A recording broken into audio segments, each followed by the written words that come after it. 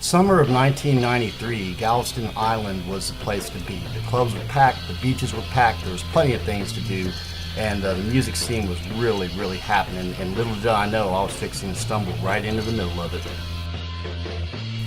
That particular summer, the Strand was happening. It was full of nightclubs with live music and bands every night. There was a famous Balinese, also, which we always wanted to play in, and it was great. There was no paid to park on the seawall or anything. People were partying, drinking beer, having a good time on the beach. It was just a really good time back in '93 and a very special time on Galveston Island. The tourism was at an all-time high in Galveston at this time. People were just flocking there. The weather was beautiful. It was sunny. The beaches were nice. No signs of pollution or any signs of a hurricane anywhere in sight.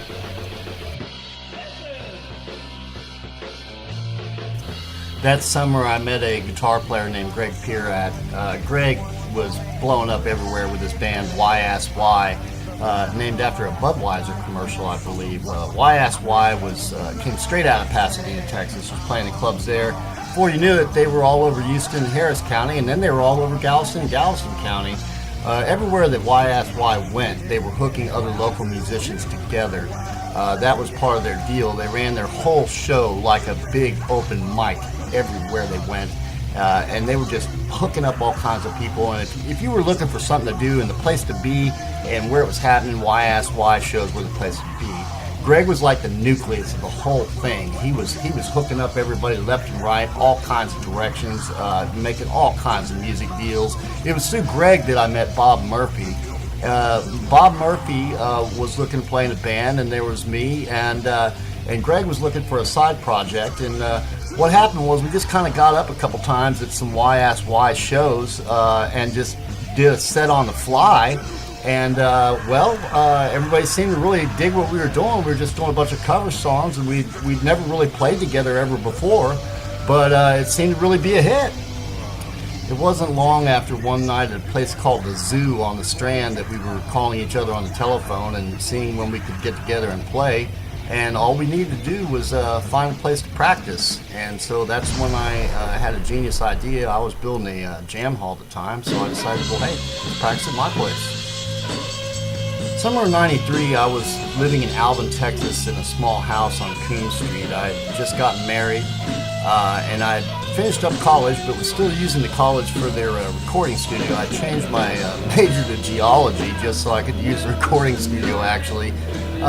And all this time I was building a jam hall at my place behind the house, and what I thought was going to take me a week to build ended up taking 2 years. So we just practiced right there in the living room and actually got away with it, no installation and everything, because it was a happy sound. We were doing a happy 70s classic rock and roll. Even the cops would sit outside, and we thought we were too loud, and they just wanted to listen. While Greg had all the Houston and South Houston circuit booked up, Bob had been BOI, born on the island, and went to Galveston Ball High. Everybody knew Bob, everybody loved Bob, and Bob was real familiar with all the clubs. He had been playing all the clubs on Galveston Island his whole life. And he was our ticket right into the Strand, and he'd always dreamed of playing the famous Balinese Ballroom. Elvis played there, Frank Sinatra played there, and ZZ Top actually wrote a song and played the Balinese. So we had our eye set on that prize.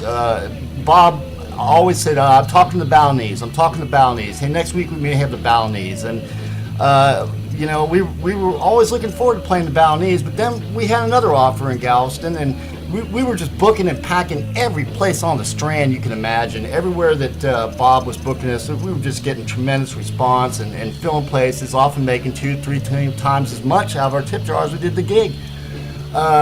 Anyway, with me and Greg, the band seemed unstoppable as a three-piece, and we were making a ton of money and just having a blast. And then we got an offer to play a headline at the Mardi Gras, and everything was great until...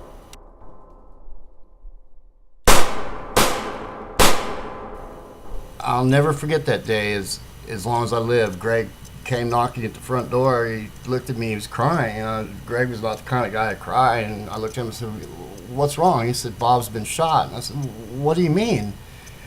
And he told me Bob had been shot at work, and we quickly went to the hospital in Galveston, and there was his wife. And well, when he came to, the first thing he looked up and said to us, "Hey, what happened? Are we still going to play the gig?"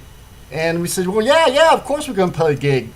Truth be told, we didn't know if we'd make it or not, but Bob made a tremendous comeback, and we played that gig, and that's probably the proudest moment I've ever seen him. I cried that day.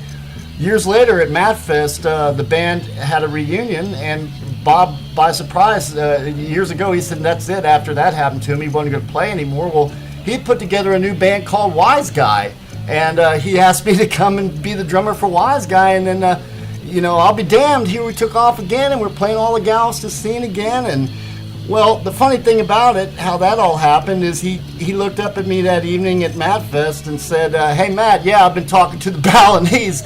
Only the Balinese ballroom had been completely blown to smithereens in the Hurricane Ike, and all that remains there today is a historical marker.